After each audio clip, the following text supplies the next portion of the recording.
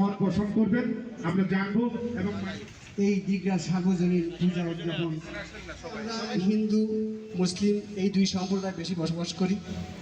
এখানে আছে সকলকে আমরা রজনী গন্ধা একটি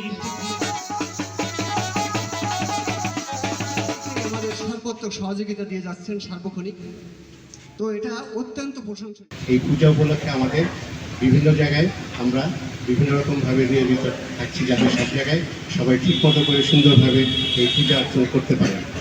এবং এই আজকে এখানে আসতে পেরে আমাকে খুব ভালো লাগছে যে সবার মধ্যে খুব সুন্দর একটা সম্প্রীতি বিরাজ করছে। এটাই আমাদের দরকার, এবং এই সম্প্রীতির মাধ্যমে আমরা আমাদের সামনে এগিয়ে যাওয়ার জন্য আমরা চেষ্টা করব।